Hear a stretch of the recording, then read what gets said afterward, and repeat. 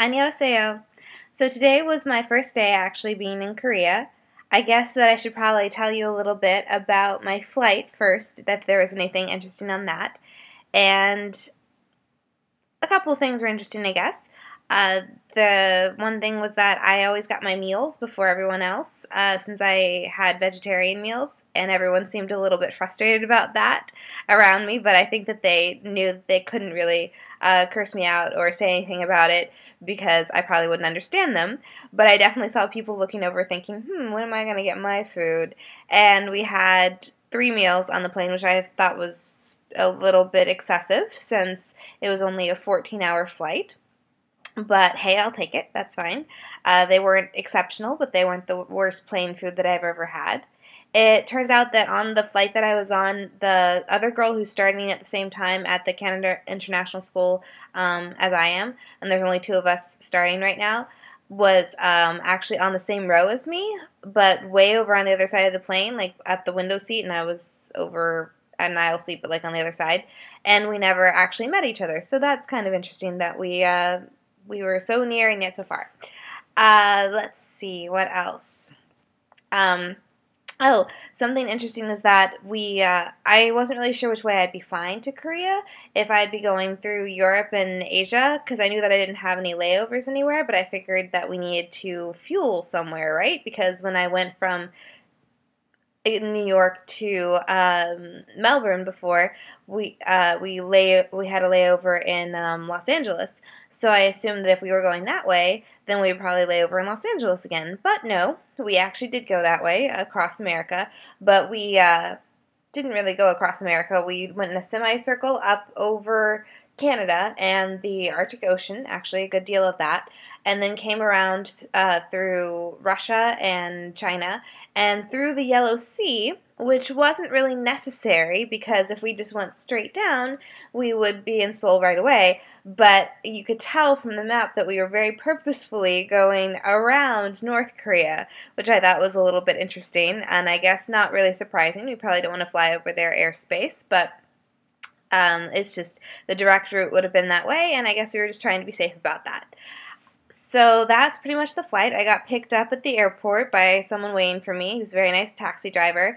And everything that I'd heard about the way that older people act towards you is true. One being that anyone at any time feels like it's okay to ask you your age. So one of the very first questions that he asked me, and he spoke very little English, was, "What age are you?" And so I said 22, and he immediately said, "Well, I'm 64." And just like this big smile, and it apparently cleared things up for him. Here in Korea, it's good for you to know what your ages are because then you need to know what you can call one another, like if you need to use honorific titles for those who are older than you. So I think it just made him feel better that I knew that he was older than me, which I kind of knew anyway, but we got the hierarchy established right away, so that was good. He also tried to ask me a lot of questions in English, but his English was very poor, so he would say things like, "Where are you from?" "You're from Canada."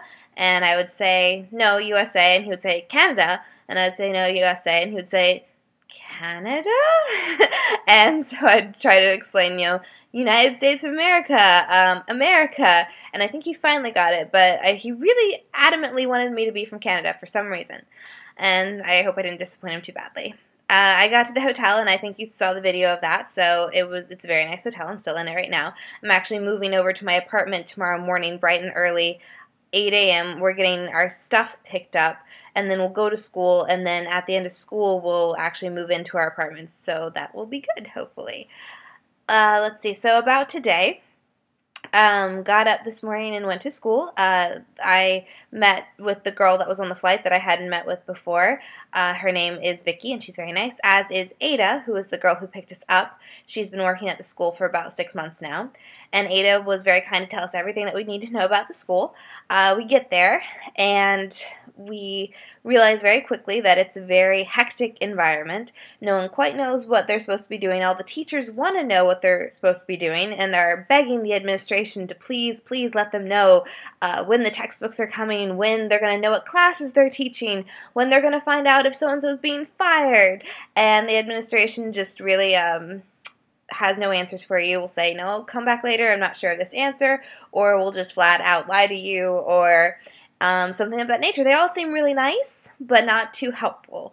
For example, I came into this situation thinking that I would be teaching kindergarten in the morning, which I'm not particularly attached to. I'm not really a big fan of the little ones. I mean, I think they're cute, but I don't have a lot of experience working with them and teaching ABCs and stuff like that, so I didn't really feel like I needed to teach that. But everyone supposedly teaches kindergarten in the morning. That's how it works. You teach kindergarten in the morning. Those kindergartners leave after 2 p.m., I think, and then you get your elementary kids. And those elementary kids will have been going to their other private school earlier in the day, and then they're coming to the Hag one, which is what we're working at, in the afternoon for extra, English support.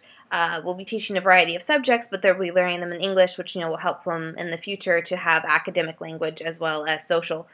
So I was told that I'd be teaching kindergarten in the morning and elementary in the afternoon, although I didn't know what grades yet. So I get there today, and they tell me, oh, your kindergarten class was canceled because the enrollment wasn't high enough, and apparently that's been a real issue for the school lately, that enrollment is really dropping. The PR department didn't really put the word out there about the school, and so recruitment wasn't really up, and then a lot of parents were pulling their kids out for a variety of reasons, including the fact that there weren't going to be very many students and they wanted there to be a social aspect for their kids. So a lot of reasons that our recruitment is way down. To give you an example, there's 2 of us coming in to replace 5 because they just don't need as many teachers anymore because there's just simply not as much to teach since there aren't as many classes. So my kindergarten class has been canceled, and I'm told that I'll be teaching 3rd and 4th grade in the afternoon. What am I going to do for the morning? And I ask, we'll find out. No direct answer.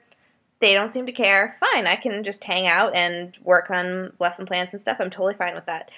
Turns out that school days, I was told that they would be until 7:20. Turns out they're only until 5:40. So I'm told that that will be my schedule. Some people might have to stay later till 7:20 if they have 6th grade. But that turns out that that's going to be Vicky, the girl that is starting with me now. So, I lucked out. Vicky got the long day. Well, we'll see about that. So I operate under the assumption throughout most of the day that I'm going to be teaching 3rd and 4th grade. I'm trying to get all the books together, which is very, very difficult. I'm not going to go into it. It's a very hectic environment, and you're just trying to get everything done because you want to be a good teacher. But everyone's making that pretty difficult for you, except for the other teachers who are very supportive. So I'm working, and then later in the day I find out, actually, to make it more fair, since you're not going to have a morning class, we're going to give you the 3rd graders, which you already have, and then the 6th graders, which means that I would be staying later on Tuesdays and Thursdays until 7:20, which is fair enough, because I wouldn't have a morning class, and it makes a lot of sense. So that's my understanding of what I'm going to be doing right now. I've also heard some rumors that they might be firing the music and art teachers for the kindergartners in the mornings, which might mean that I have to take that over. The music and art teachers have traditionally been Koreans who speak to the students in Korean. So I'm not really sure how that would work, if the kids are expecting that, if I'm expected to know how to teach music and art, because I don't know how to do that. It's a good thing I know piano, I guess. But we'll find out if that's happening. As of now, I have nothing in the morning, but apparently that can change very, very quickly. But I'm happy with the school. I got to hang out with some kindergartners today that my friend Vicky will be teaching, and they were lovely. She only has 2 students in her class as of now, and they were very sweet little girls. I really like all the people, including the administrators who have no idea what they're doing and no idea what's going on. They're very lovely. They're just not very well informed. And yeah, the kids come tomorrow. Some of them were there today, but they were with their teachers from before, and then the new year starts tomorrow, so the kids are all being bumped up their grade. And I met several of them today. They were all lovely. A lot of them gave me gifts. I had some chocolate balls and some pretzels and some grapefruit juice and all this kind of stuff, and that was great. And I'm really just going to run out of time, so I'll talk about everything else tomorrow, I guess, including the fact that I accidentally ate squid today. So we will talk more about that probably tomorrow. Bye. 안녕히 가세요.